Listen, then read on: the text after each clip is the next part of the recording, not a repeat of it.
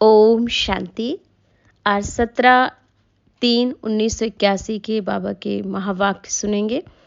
इस सहज मार्ग में मुश्किल का कारण और निवारण। क्यों हमें मुश्किल अनुभव होता है, उसके कारण क्या है और उसका निवारण क्या है, उन मुश्किलों से हम बाहर कैसे निकलें, इस पर क्लास कराते हुए बाबा ने विस्तार से बात कही कि आज विशेष डबल विदेशी बच्चों से मिलने के लिए बाबा आए हैं और डबल विदेशी डबल भाग्यशाली हैं। क्यों?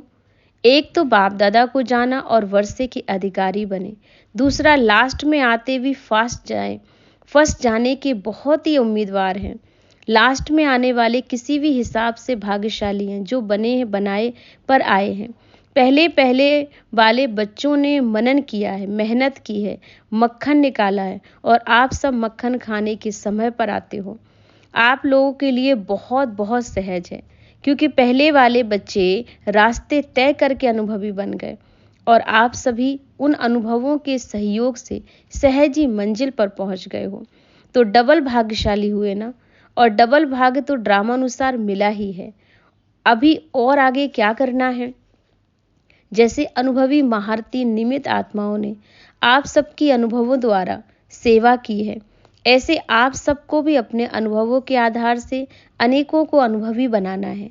अनुभव सुनाना सबसे सहज है।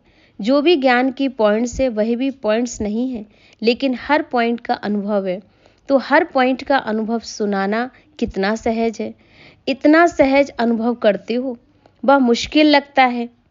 एक तो अनुभव के आधार के कारण सहज है, दूसरी बात आदि से अंत तक का ज्ञान एक कहानी के रूप में बाप दादा सुनाते हैं, तो कहानी सुनना और सुनाना बहुत सहज होता है। तीसरी बात है, बाप अभी जो सुना रहे हैं वह आप सर्व आत्माओं ने पहली बार नहीं सुना है, लेकिन अनेक बार सुना है और अब भी सुन रहे हो, रिपीट कर रहे हो। तो कोई भी बात को रिपीट करने में, सुनने में व सुनाने में अति सहज होता है, लेकिन नई बात मुश्किल लगती है ना। लेकिन कई बार जब सुनी बातें रिपीट करना तो अति सहज होता है। याद को देखो, कितने प्यारे और समीप संबंध की याद है। नज़दीक के संबंध को याद करना मुश्किल नहीं होता, ना चाहते भी उनकी याद आती ही रहती है।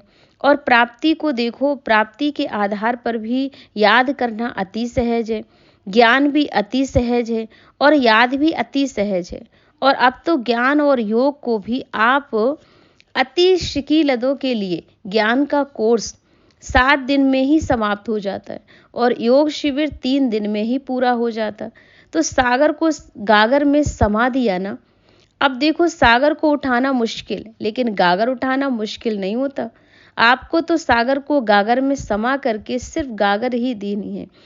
क्या है, बस 2 शब्दों में ज्ञान और योग आ जाता है। एक तो सागर को गागर में समाने में 2 शब्दों में ज्ञान और योग आ जाता है, आप और बाप, बस।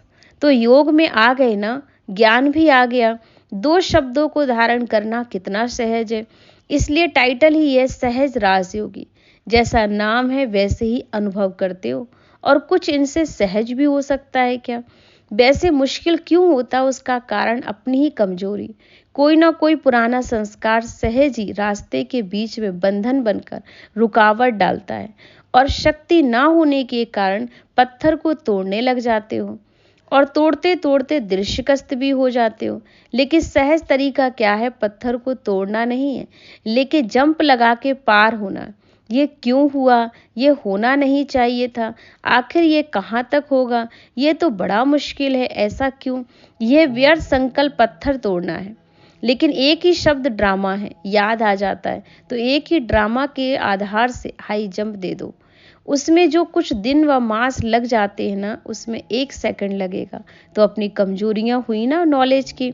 तो दूसरी कमजोरी यह होती है जो समय पर वह पॉइंट टच नहीं होती।